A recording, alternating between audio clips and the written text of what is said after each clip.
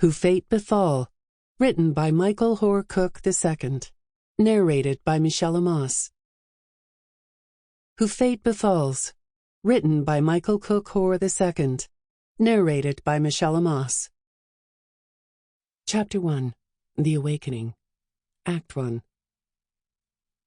On a lush green hill, a woman hangs from a tree by her broken neck, her deep lavender dress ripped violently, torn as if she were whipped with leather belts covered in thorns and shattered glass. At her feet knelt an athletic-shaped man in tears, clutching onto a golden wedding ring. Engraved in the shining ring were the words, "Yours forever." The man's tears fell from his face like water dripping from a damp roof. His clothes were old and ragged, but the man inside them was young and spry. Slowly he climbed to one knee and grabbed the thick tree as he pushed the rest of his love into what was left of his beloved.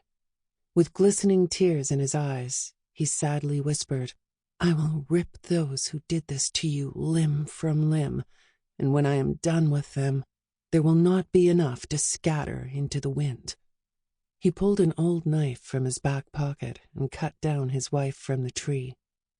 With her in his arms, he went to a grave that had already been dug by the undertaker. Sliding down into the base of the grave, he placed her in the soft, wet dirt.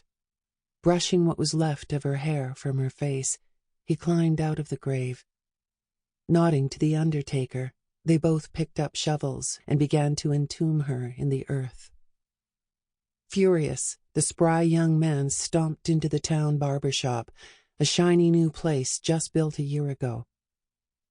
Before that, the townspeople had to cut their own hair. Opening the door, he seemed to lose all of his anger like it was swept away. Calmly, he walked to the front desk, where a woman dressed in a red uniform sat. She happily took his money and told him to sit down. Looking around the shop, he noticed that only one person besides the barber and the desk clerk was in the shop. Suspiciously, the woman peered over her desk and said to the man, "The barber is ready to give you your shave now." Emotionless, he got up and walked to the black curtains that divided the barber from the waiting room. Pushing the hard black curtain away and back again, he walked in. Calmly, the barber turned and happily said, "Hi, Vincent. How are you doing today?"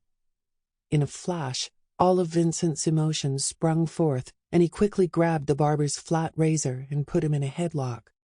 Ferociously, Vincent put the razor to the barber's throat and whispered, "Sample complete. Ready to continue?"